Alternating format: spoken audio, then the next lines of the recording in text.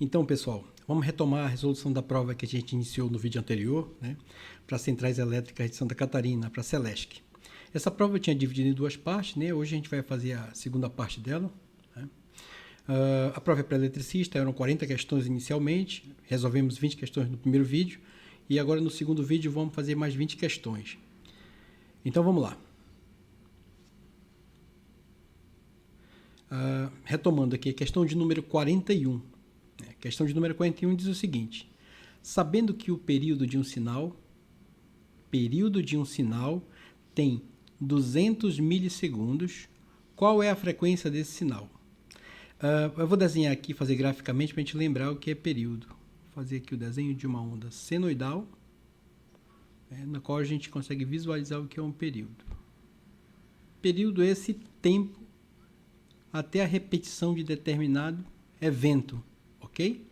Então, se tu tens o evento é uma onda senoidal, ela vai se repetir novamente e aí inicia um outro período. O período é esse espaço de tempo entre o início e o término, início aqui nesse ponto, e o término nesse ponto de um evento. Nesse caso eu estou dando exemplo a senoide, né? Porque é familiar para a gente, né?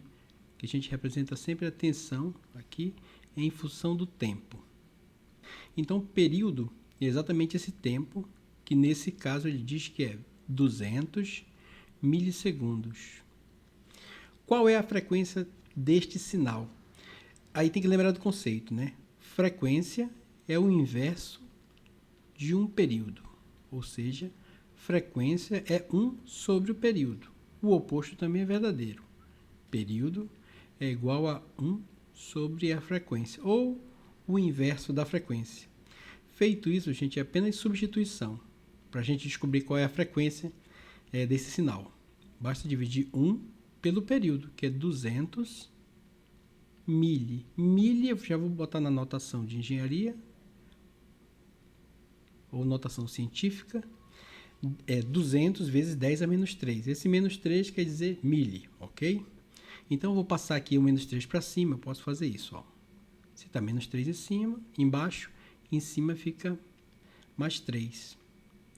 Portanto, 10 a terceira dividido para 200, 10 a terceira é o mesmo que 1000, para 200, que dá igual a 10 por 2, 5. 5 o quê? 5 Hz. A frequência, a unidade da frequência é o Hz.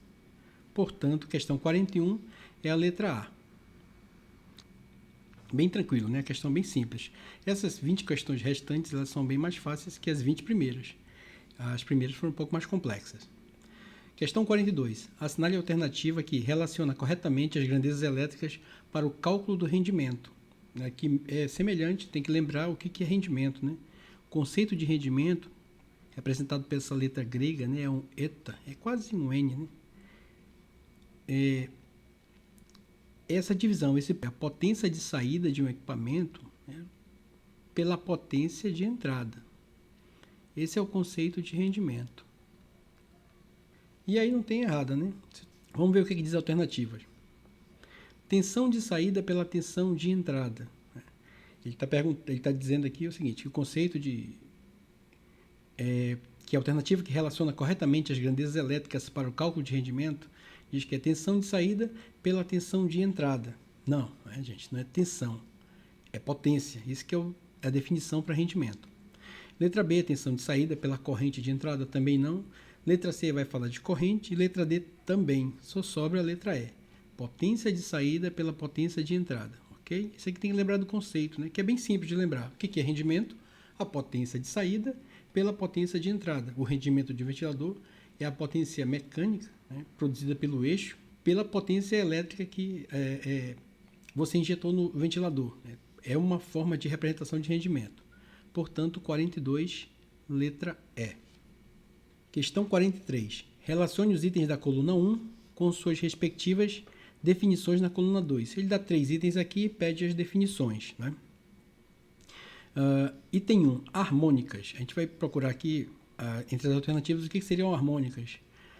Vamos ler de uma por uma, né, gente? Fica melhor. O primeiro item aqui embaixo, né, vou ler esse aqui. Diz o seguinte: Flutuação de energia em baixa frequência visível ao olho humano. Esse aqui, gente, é o efeito estroboscópico, também conhecido como flicker. Às vezes acontece a gente ver essa palavrinha. Ou cintilação. A gente percebe, às vezes, principalmente quando a gente tinha lâmpadas incandescentes, a gente percebia esse efeito estroboscópico quando tinha um probleminha na forma de onda da tensão que alimentava a rede. É um problema de qualidade de energia. Né? Nessas lâmpadas incandescentes é bem mais fácil você visualizar do que em lâmpadas fluorescentes e a LED. Esse primeiro item é o efeito estroboscópico, portanto, número 3. A segunda descrição diz o seguinte: componentes de frequências múltiplas das frequências fundamental, frequência da rede elétrica, né, que é fundamental, causando correntes diferentes do padrão senoidal. Essa aqui é a definição para harmônica, gente. É um pouco complexo a gente conceituar esse carinha, mas assim, em regra geral, quando a tua onda é perfeita, eu vou fazer aqui do lado, ó, você tem uma senoide perfeita. Quando não existe nenhum tipo de problema de qualidade de energia. No entanto, a nossa forma de onda que é entregue na nossa rede não é dessa forma. Ela sofre um pouco de distorção. Ela não vem exatamente perfeitinha. Ela pode ser um pouco assim distorcida. Ok? Quando a gente colocar ela em um osciloscópio, por exemplo, um instrumento de medição ou num analisador de energia que seja. Ela vem um pouco distorcida. Essa distorção gera correntes harmônicas.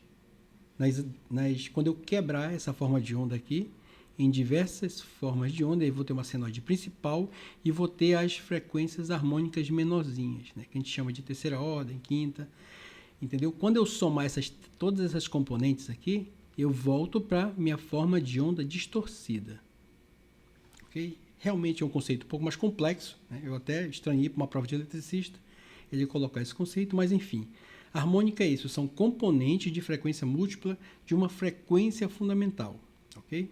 Portanto, o item é o número 1, nessa segunda proposição. Aqui na terceira proposição diz o seguinte: corrente em atraso ou adiantada em relação à tensão, causando circulação extra de corrente na instalação. Só sobrou energia reativa, né, gente? Que ocorre no caso de cargas indutivas, né? Quando você tem muito motor, né? Condicionador de ar, equipamentos que têm bobinado dentro, ao surgimento de corrente reativa, né?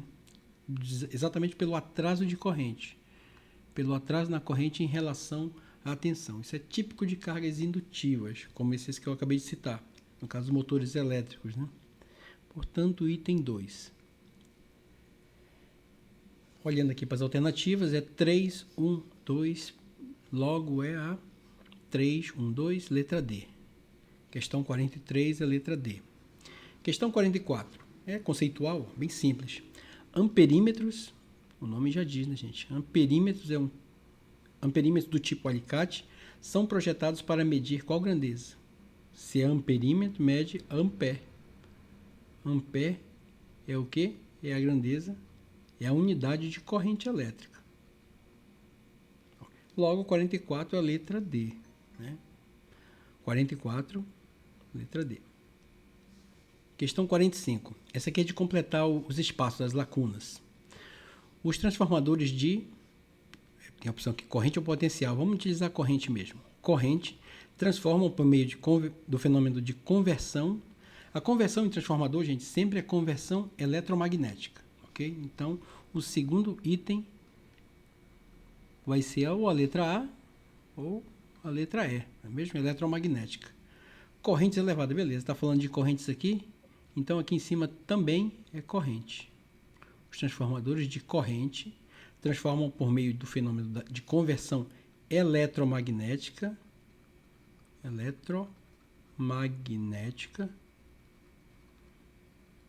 correntes elevadas que circulam no seu primário em pequenas correntes secundárias segundo uma relação de transformação. Assinale a alternativa que completa corretamente, logo aqui a letra A, né? Questão 45, letra A. Questão 46. Assinale o texto abaixo com relação à partida estrela-triângulo. Estrela-triângulo de motores trifásicos de indução. O procedimento para o acionamento do motor é feito inicialmente ligando-se na configuração. Está aqui, né, gente? A sequência é essa.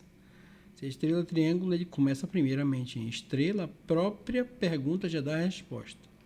até que se alcance uma velocidade próxima da velocidade de regime, né, que é a velocidade nominal, quando então esta conexão é desfeita e executada a ligação em triângulo. Né? Bem de boa, né? Assinale a alternativa que completa correta a sequência, as lacunas do texto. Portanto, estrela, triângulo é a letra D, novamente aqui. Letra D. Questão 47. A figura abaixo mostra um sistema de acionamento de motor elétrico trifásico. Assinale a alternativa que apresenta corretamente o dispositivo mostrado no diagrama da figura.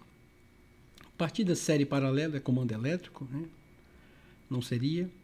Contator para ligação de estrela-triângulo também não. Esse não é o diagrama de estrela-triângulo. Autotransformador nem aparece aqui. Ficou somente o software starter e o inversor de frequência. Para eu fazer a diferença entre, na forma de diagrama, né, dessa forma que é apresentada aqui na questão, entre inversor, eu tenho que lembrar, entre inversor e software starter, né, que são dois métodos de partida, dois equipamentos utilizados para partida de motor elétrico, né. Um é partida suave, que é o software starter, e outro é inversor de frequência, que tem uma modificação na frequência do equipamento no momento da partida. Né.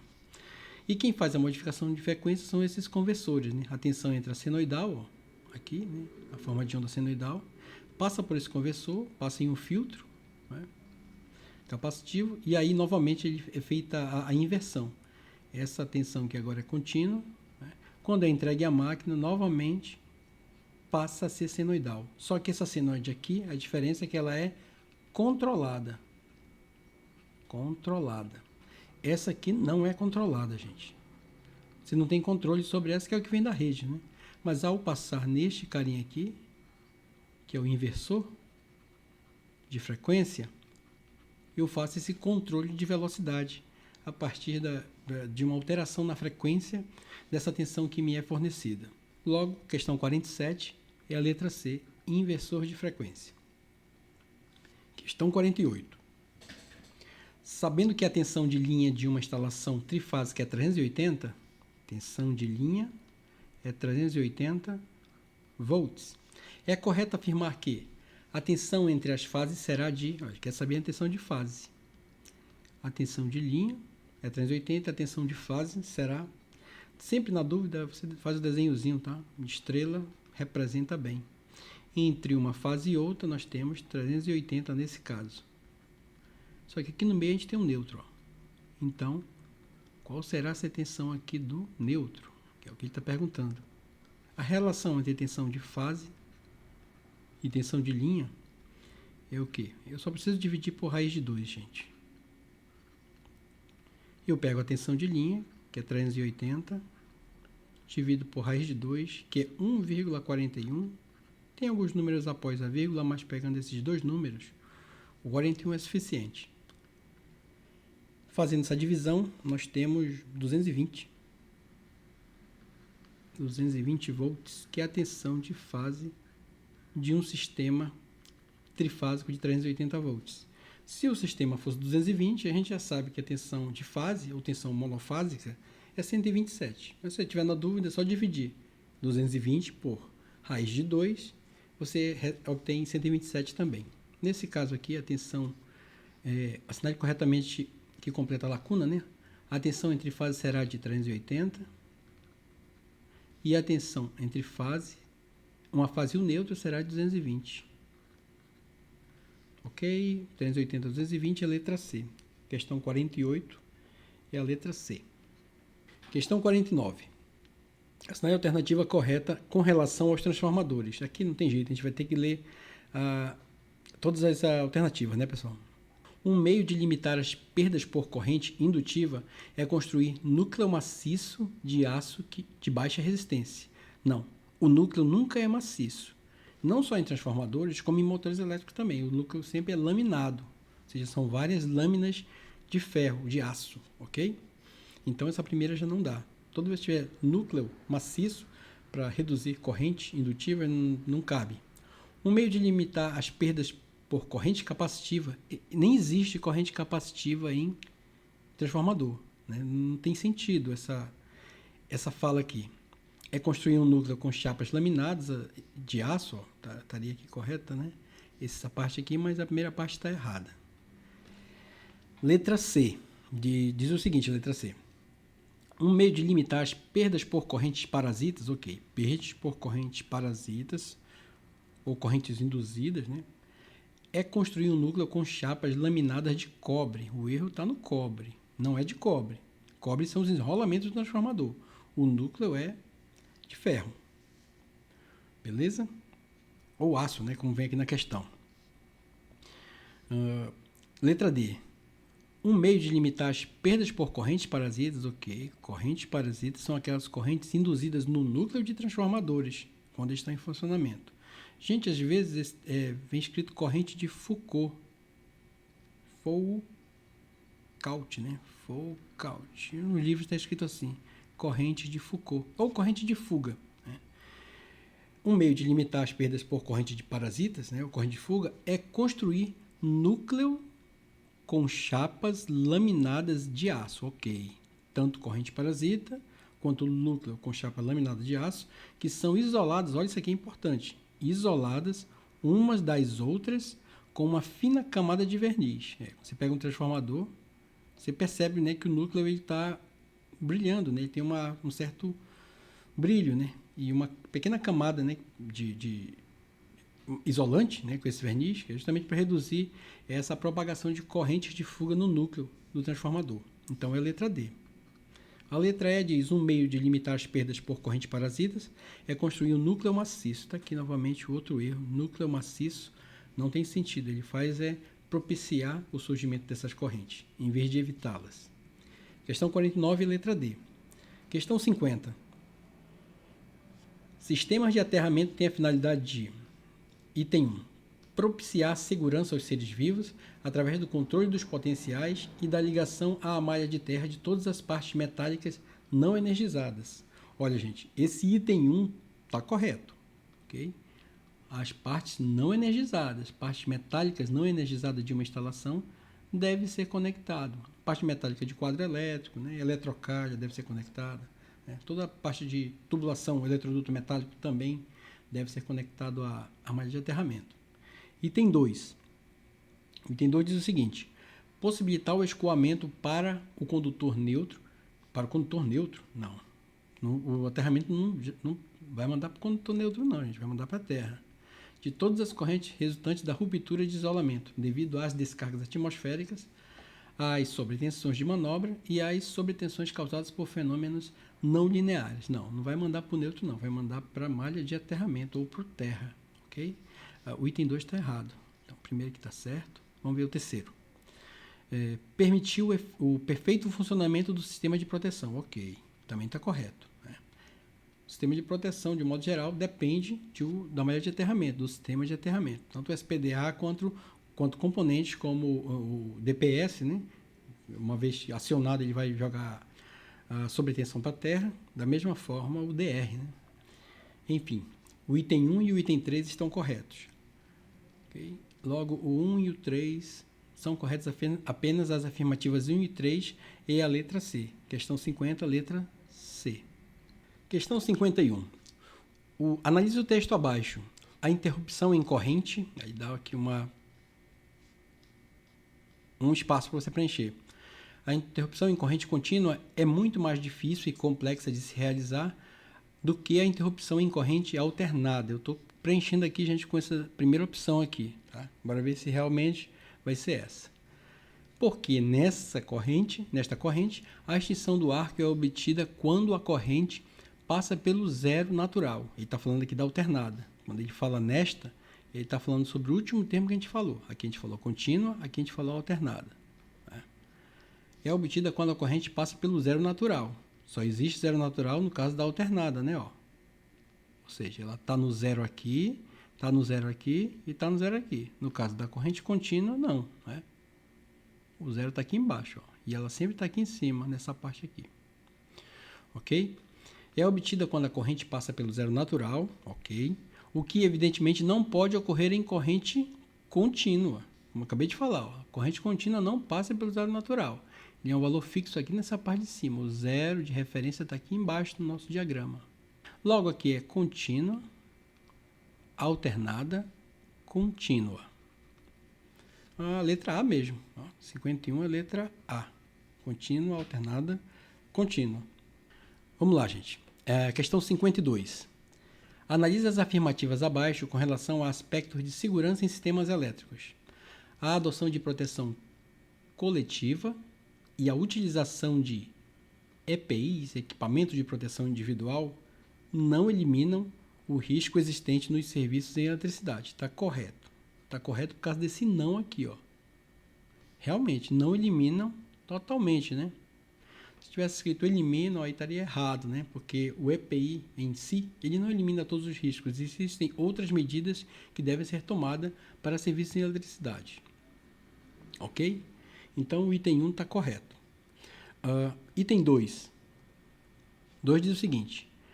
Medidas de proteção coletiva compreendem prioritariamente a desenergização elétrica. Exatamente. Quando você faz desligamento de um quadro geral, por exemplo, para fazer manutenção em tomadas, você fez um procedimento de proteção coletiva. Logo está correta. Item 3. Os serviços em instalações elétricas energizadas em alta tensão não podem ser realizados individualmente. Sim. Sempre mais de uma pessoa em serviços de instalações elétricas energizadas. 52 é letra E. São corretas as afirmativas 1, 2 e 3. Questão 53. Diz o seguinte, a questão 53. Ela é feita com base nesse desenho, né, gente, de um multímetro digital. Diz o seguinte, a letra A. Para realizar a leitura da corrente, deve-se colocar o terminal 1, que é fazer a leitura de corrente, num ponto desejado, e o terminal 2 no terminal de terra. Não, né, gente? Quando a gente vai fazer leitura de corrente com um alicate, com um multímetro, nesse caso não é um alicate amperímetro, é um multímetro, você tem que abrir o circuito e introduzir, né, nesses terminais que você abriu o circuito, esses dois terminais que a gente acabou de falar, né, o terminal de corrente elétrica, ampere, né, e esse terminal aqui de comum. Beleza? Então não pode ser a letra A. 53, letra B. Para realizar a leitura de corrente, em dado ponto deve-se abrir o circuito, olha o que eu acabei de falar anteriormente, naquele ponto, e colocar o terminal 1 e 2. Terminal 1, né, de corrente, e o terminal 2, que é o comum. Está aqui, ó, essa aqui é a questão correta. Letra C. Para realizar a leitura de tensão em dado ponto, deve-se abrir o circuito? Não. Para ler tensão não precisa abrir o circuito. Letra D. Para realizar a leitura de corrente em dado ponto, deve-se abrir o circuito naquele ponto e colocar o terminal 2 e 3. Não pode ser o terminal 3 porque não mede corrente, mede tensão. E a letra E. Para realizar a leitura de tensão em dado ponto, deve-se abrir o circuito, novamente, um outro erro, né? Não precisa. Portanto, a questão 53 é a letra B. Questão 54, continua em relação a essa figura, diz o seguinte. Deseja-se medir todas as resistências entre os terminais de um potenciômetro de 3 terminais. O potenciômetro encontra-se soldado em uma placa com diversos outros elementos. Quais os passos que devem ser seguidos para a correta medição? Nesse caso é o seguinte, vamos ver o que diz a alternativa, né? Somente um terminal do potenciômetro deve ser retirado do circuito. Os terminais 1 e 2 do multímetro deverão ser utilizados para a medição da resistência. Não, 1 e 2 não é. 1 é corrente, ó. Não dá. Isso aqui já não dá, né? Letra B. Pelo menos 2 terminais do potenciômetro devem ser retirados do circuito. Os terminais 1 e 2, novamente, né, do multímetro, deverão ser utilizados para a medição da resistência. Também não. Resistência, tu vai ter que usar o 2, terminal 2 e o terminal 3, ó. O 2 porque é o comum, né, ele vai estar em todas as medições. E o 3 porque é o da resistência, ó. Tá vendo aqui o símbolo de ohm? Portanto, a gente vai ter que utilizar esses dois terminais, o 2 e o 3. Letra C. Todos os terminais do potenciômetro devem ser retirados do circuito. Os terminais 1 e 2, novamente, ó, deverão ser utilizados para a medição da resistência. Também não. Letra D. Diz o seguinte. Somente um terminal do potenciômetro precisa ser retirado do circuito. Os terminais 2 e 3 do multímetro deverão ser utilizados para a medição da resistência. A parte posterior está correta, né? A partir aqui do ponto, ó, terminal 2 e 3, mas a parte anterior está incorreta. Só um terminal não dá. Você precisa de 2 terminais para você medir uma resistência. Letra E. Pelo menos 2 terminais, aí sim, ó, 2 terminais desse potenciômetro um resistor variável, né, gente? Deve ser retirado do circuito. Os terminais 2 e 3 do multímetro deverão ser utilizados para medição de resistência.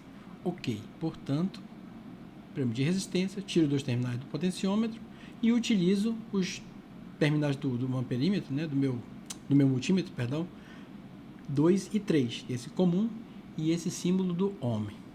Ok? 54, letra E. Questão 55. Na leitura e interpretação de documentos técnicos, é necessário o conhecimento da nomenclatura de competência das pessoas. Essa questão ela foge um pouco, né, gente, a área técnica de eletricidade, mas vamos ver o que ela diz. Competência comum. O que é competência comum? Seria esse item 1. Competência qualificadas, né, pessoas suficientemente informadas. Qualificado tem a ver com técnico, né, com conhecimento técnico. Né? Então, esse item 2, ele cabe aqui no final. Pessoas suficientemente informadas, aí sim, seriam advertidas, né, que tem alguma informação de advertência, né, algo nesse sentido. Eu imagino que seja 1, 3 e 2. 1, 3 e 2. Vamos ver se tem essa alternativa. Seria a letra B. Deixa eu olhar aqui no gabarito. É isso mesmo. Questão 55 é a letra B. 1, 3 e 2. Fugiu aqui do padrão, né? Falando sobre competências das pessoas, né? Em um ambiente de trabalho. Item 56. Nessa questão diz o seguinte: analise o texto abaixo. O sistema de para-raios é constituído de um elemento resistivo, né? Aí dá um espaçozinho para você completar, né? Esse para-raio, gente, que ele está falando aqui, ó, ele está falando do para-raio de distribuição, tá? Ele não está falando do sistema de para-raio do SPDA, por exemplo, Franklin ou Faraday, não. Ele está falando do para-raio de distribuição, aquele que a gente utiliza na rede de distribuição de média tensão. É constituído de um elemento resistivo não linear. Ó, os para-raios de distribuição eles são construídos com resistor não linear, associado ou não a um centelhador. Em operação normal, os para-raios têm uma resistência, essa resistência geralmente ela é baixa, ela não pode ser, tem uma resistência alta, né? Precisa ter uma resistência alta, porque senão ele transfere aquela fase ali, né? Tem mais ou menos esse desenho aqui, ó. Vou desenhar aqui mais ou menos aqui um para-raio, o corpo dele, aqui a parte do disparador. E nessa parte superior aqui é conectada à rede aqui de 13.8. Portanto, aqui dentro ele tem que ter resistor com elevada resistência. Resistência elevada. Porque se for baixo, né, gente, a gente vai mandar essa corrente aqui da rede para a terra. Só pode ser enviado para a terra quando tiver uma sobretensão, né? Algo muito elevado, aí sim desvia para a terra, para proteger, né? Representa vamos voltar aqui. Em operação normal, os para-raios têm uma resistência alta, ok, ou elevada, né? Representa um circuito, se é alta, é como se fosse um circuito aberto, né, gente? Se a resistência é alta, é como se o circuito estivesse aberto. Quando ocorre uma sobretensão, o centelhador dispara e a corrente circula para o resistor, fazendo esse percurso aqui, ó, que eu desenhei aqui do ladinho. Circula para o resistor, impedindo que a tensão nos seus terminais ultrapasse um determinado valor, né, mandando ela aqui para a terra, né, no momento de atuação do para-raio. Okay? Então, nesse caso aí, para-raio tem elemento resistivo não linear no interior, então é aqui, ó, um desses três. Tem uma resistência elevada ou alta, pode ser uma desses dois, e aí funciona como circuito aberto, só sobra a letra C. Questão 56 é a letra C. Questão 57. São medidas de proteção coletiva. Capacete individual, né? Jaleco individual. Obstáculos e barreiras coletiva, né? Se é obstáculo e barreira, a proteção ela é coletiva, com certeza. Isolação das partes vivas também é coletiva. Bloqueio do religamento automático também é coletiva. Portanto, estão corretas 3, 4 e 5. Letra E. 57 é a letra E. Questão 58. Analisa as afirmativas abaixo com relação ao transformador de potencial. Os transformadores de potencial são usados para medição de corrente. Não, transformador de potencial mede tensão, gente, né? E não corrente. Esse item 1 está errado. Item 2. Os TPIs são usados para medir tensão, ok? Eles são utilizados para auxiliar na medição de tensão. Eles não são um medidor em si, mas auxiliam, né? Reduzindo a níveis que o medidor pode trabalhar. Em sistema de proteção, para medir a tensão em sistema de proteção, e os TPIs são usados para medir a tensão em sistema de medição, né? No caso do medidor que eu falei anteriormente, né? Ou trabalhando com relé aqui na proteção, nesse primeiro caso, ou trabalhando com o medidor de energia aqui nesse item 3, né? Portanto, a 2 e a 3 está correta, né, gente? Letra D. São corretas apenas as afirmativas 2 e 3. 58, letra D.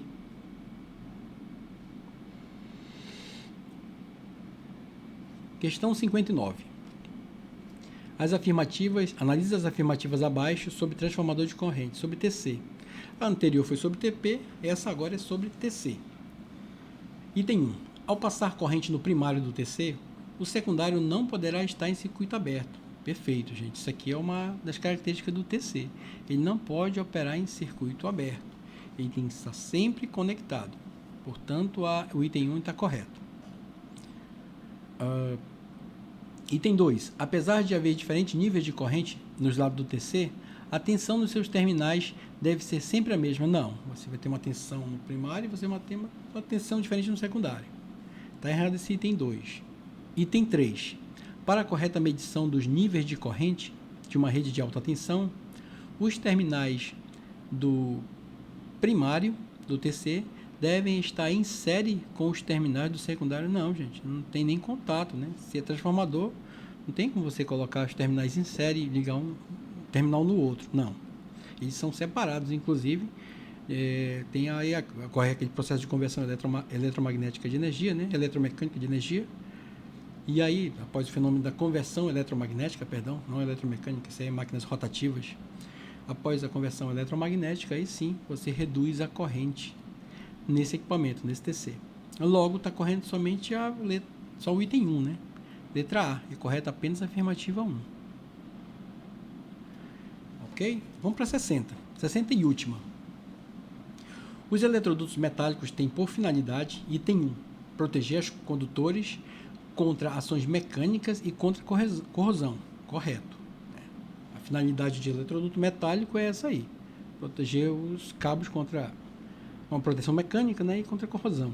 Com animais, né, ratos, essas coisas que vai lá no fio elétrico e às vezes rói a camada isolante. Acontece. Item 2. Proteger o ambiente e as pessoas contra perigos provenientes da formação de arcos elétricos dos condutores também. O item 2 também é um item que está correto, porque também tem essa segunda proteção, né? Item 3. Funcionar como condutor de retorno. Não, você não usa eletroduto metálico como condutor, não tem nada a ver. De retorno, proporcionando economia no projeto de instalações elétricas. Não, nada a ver. Portanto, o 1 e o 2 estão corretos. Questão 60. A questão 60, a correta são corretas apenas afirmativas 1 e 2. 60 é a letra B. Ok? 60 é a letra B. E aí a gente finaliza a nossa prova da Celesc. Tá? Pessoal, só tenho a agradecer a você que está acompanhando o nosso canal, né? Peço que curta, compartilhe, né? Aperte aí o botãozinho de like. E se for importante para você esse conteúdo, né? Acompanhe mais vídeos. A gente vai estar sempre publicando periodicamente aqui neste canal resolução de provas para eletricista, eletrotécnico, para engenheiro também. Estamos preparando, tem uns materiais bem bacanas aí para gente que está fazendo concurso, que pretende se preparar e crescer na profissão da área elétrica, ok? Fiquem todos com Deus e até a próxima, se Deus quiser.